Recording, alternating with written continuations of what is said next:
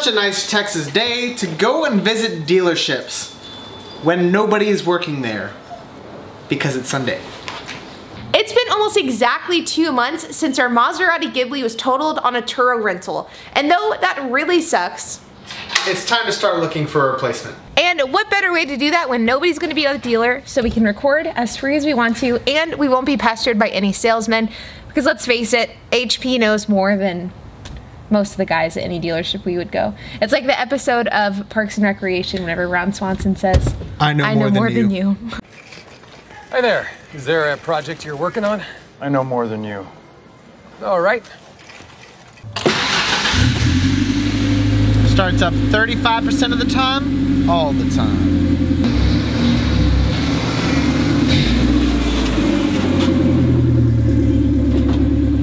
Now, ever since the Maserati was totaled, I know that I've been planning in my mind, or at least brainstorming different cars that we could replace it with.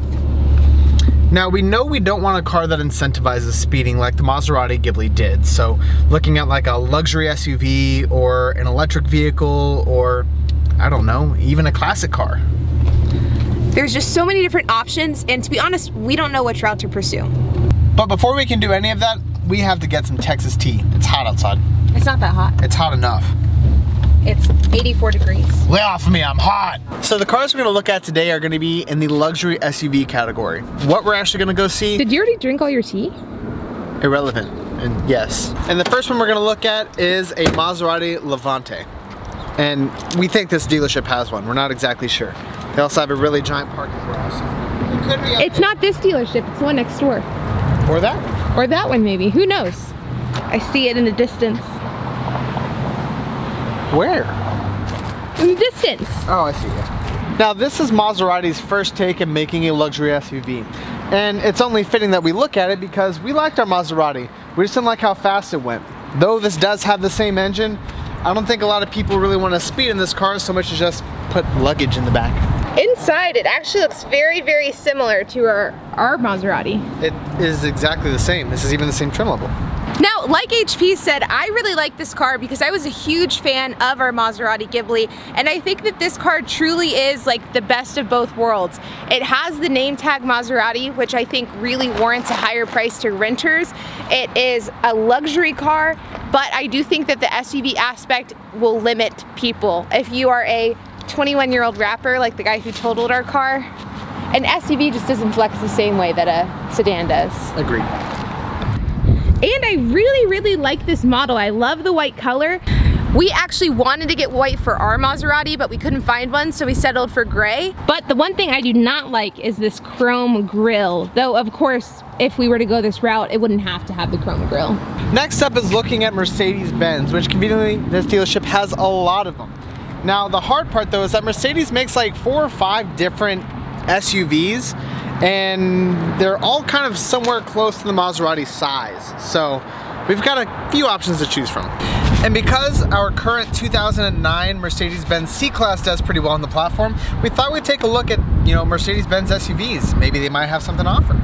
This one looks good. Look at the size of that screen on the inside. Wow, that is actually really nice. That is a sharp car. More buttons to click. Wow. Now, I'm not gonna lie, I think that this car here is just a little forgettable. Personally, I think I like this one better than I like that one. This is a nice car. Yeah, it's actually quite a bit nicer than I thought it would be. How much does this car go for? 50, 70, 90, just depends. So you're paying for that nice. It's not exactly as budget friendly as the Maserati. Well, the downside about that one is that it has heated seats on the door, doesn't have cooled seats. And the car probably costs, I'd say that one at least $49,000, $50,000. Which is a lot of money. With no cooled seats? Now, before HP and I made this video, we were making like a preliminary list of cars that we wanted to be contenders of the Maserati replacement. And this car right here was on my contender list. I absolutely love this BMW.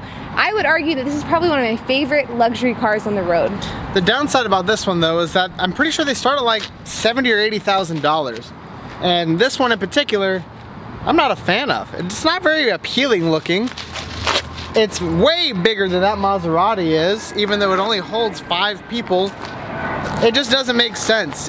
You're paying for a longer, bigger, taller car. It can't hold any more passengers.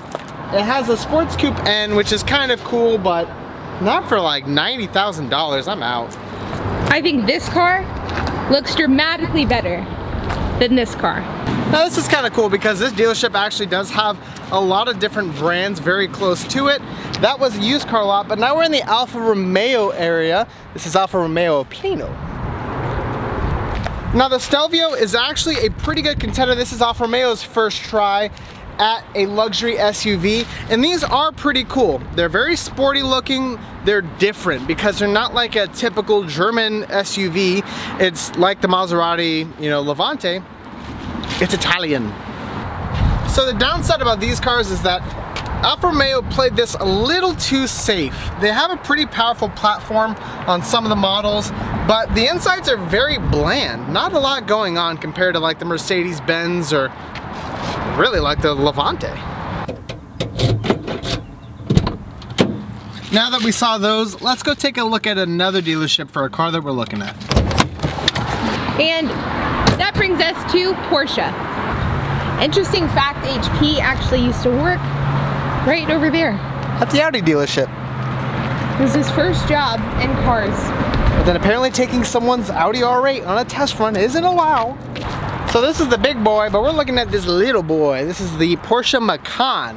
I actually didn't know that there was a difference between these. I thought they were the same car. No, the Cayenne. What? I thought the Macan replaced the Cayenne until just now.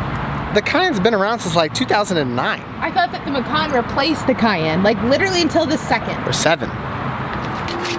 I like this car. I like it for a lot of reasons.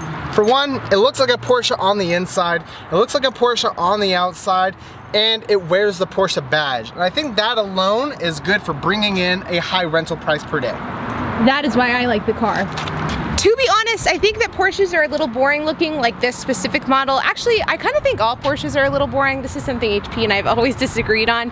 But it does have a badge that will warrant a high price tag. There is a high value associated with Porsche, and I think that because of that, I personally feel like if we go the SUV route, it has to be a Porsche. I mean, look at the lights.